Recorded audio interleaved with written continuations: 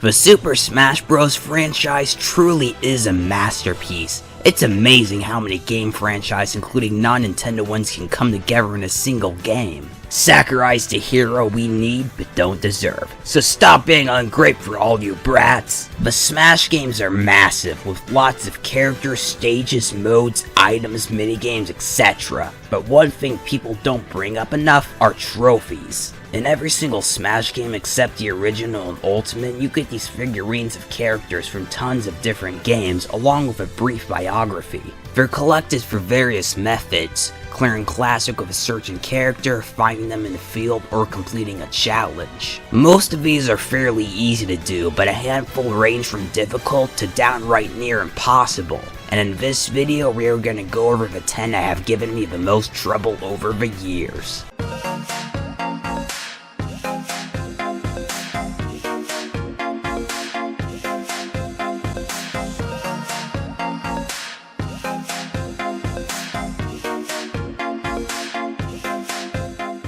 Number 10, the Taboo Trophy. Taboo is without a doubt the most awesome Smash Bros. Boss of all time. You get 6 characters to take him out, and trust me, you'll need them because this boss is hard. He's got a lot of health, a lot of hard to dodge attacks, and his butterfly attack can kill you instantly sometimes. Point is, this fight can give you trouble even on easy mode, but the way you get the Taboo Trophy is much, much worse. You see, in the Subspace Emissary, you get enemy trophies kind of like how you catch Pokemon. Weaken the enemy and then throw a trophy stand at them. But the problem comes when we realize that trophy stands only randomly appear when they feel like it, and it gets even worse with bosses, because you have to chip down your health really low, and then you just have to wait for a trophy stand to appear, and it can take forever for a trophy stand to appear. You can accidentally kill the boss, or die or something, and you have to do the whole level or at least the boss all over again. And since Taboo's such a powerful boss, your chances of dying are really high, especially if you suck at air dodging like me. Overall, I'd say getting this trophy is more luck-based than skill-based, and even though I was lucky enough to get it on camera, the Taboo Trophy is still one tough-to-get figurine. Number 9, the Giga Bowser Trophy. To get this one, you have to play through Melee's Adventure Mode on normal and higher in under 18 minutes without using a continue. Sounds easy enough, right? Wrong! First off, Melee's Adventure Mode is way too long. It's not too bad if you're doing on easy with your first character, but it really gets old fast. And in the higher difficulty settings, it's very easy to die, especially in the stupid underground maze level.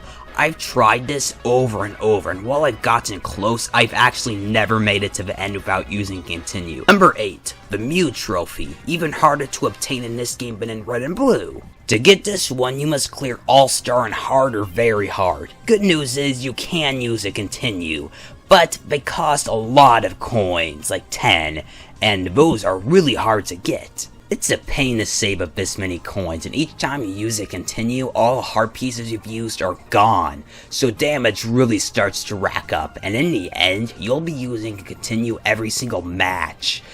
And so if you want to do this, save up at least 200 to 300 coins. How'd you get that many coins, you ask? Well, play Classic while walking around like an idiot 30 times, and you should be good. Number 7, the Knuckle Joe Trophy. In Smash 4, a new difficulty meter was added. Instead of it being measured on easy, normal, hard, etc., it's now a number. The higher the number is, the harder it is. And to get Old Knuckle Joe, you gotta clear Classic on 9.0, the highest difficulty allowed. First off, to even play Classic at this setting, it costs around 2,000 gold, which isn't much by Wii U standards, but still. Then there's how frickin' hard Classic mode is now. The CPUs are smarter, stronger, and more resilient, and you can't use a single continue if the difficulty goes down.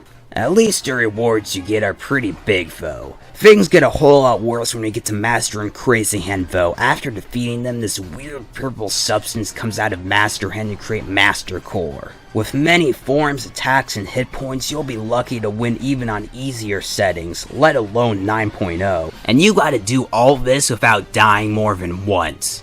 I hate this trophy. Number 6, the Selby Trophy for Melee. To get this one, all you gotta do is open a Pokeball with Selby in it. Simple enough, right?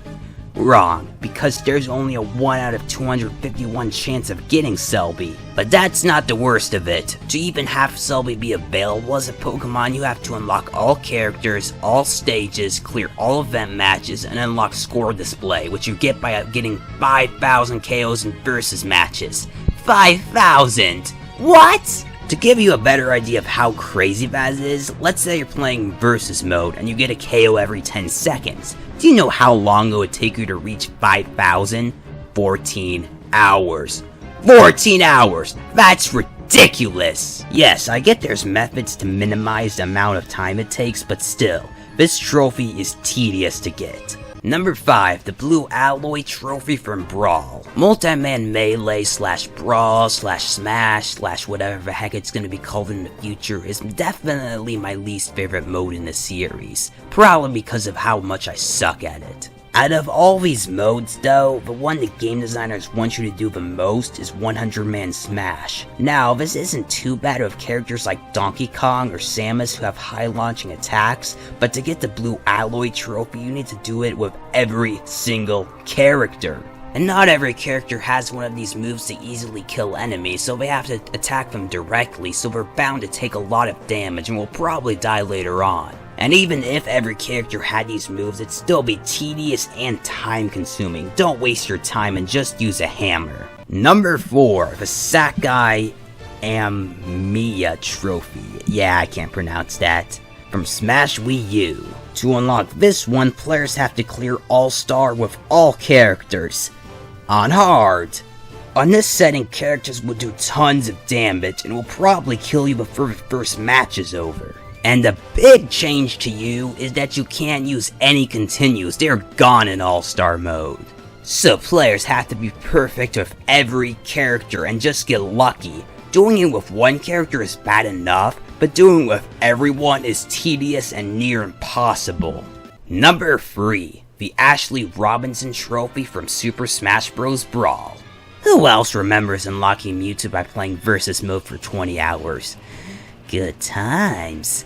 Good times. Well, this collectible takes the cake, because to get it, you have to play versus mode for 100 hours. That's over 4 days. Fortunately, if you have 4 controllers, you can quadruple the playtime in each match, so instead of needing to keep the game on for 100 hours, you only need to do it for 25. But that's still unbelievable. If you kept playing Brawl every night for an hour, it would take you and your friends 3.5 weeks to get that much playtime. Unlockables like this really need to be abolished. Number 2, the Stickers Trophy. Stickers are cool, I guess. They're neat little nods to games that didn't get trophies. Getting stickers are fairly easy. You'll get them in versus matches and such, but the problem comes when you realize there's over 600 of them. To get it, you have to collect every single sticker. The first 500 aren't too hard to get, but when it comes down to the last 50 or even worse 10 or so, you'll be playing the game for hours just to have a single new sticker. You really just have to get extremely lucky and waste lots of time.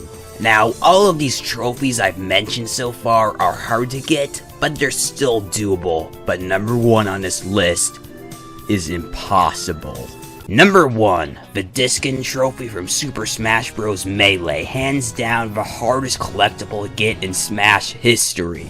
Players must achieve every single bonus. You know, those things you get after like a classic match and bomb the screen, the point meter things. You gotta get every single one. Now, most of these aren't too hard to get. You just have to play a match without hitting L or R, or, you know, KO enemies with items and stuff, or don't use an item.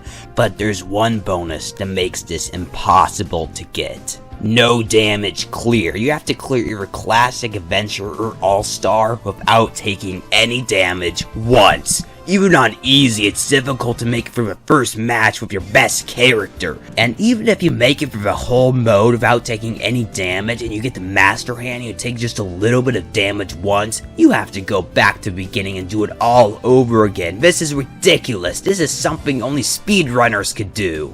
Anyone who's gotten this trophy You have my respect. If you think there are any other hard to get trophies I missed, tell me in the comment section below. Anyway, this has been Josh from Alpha Leaf Gaming.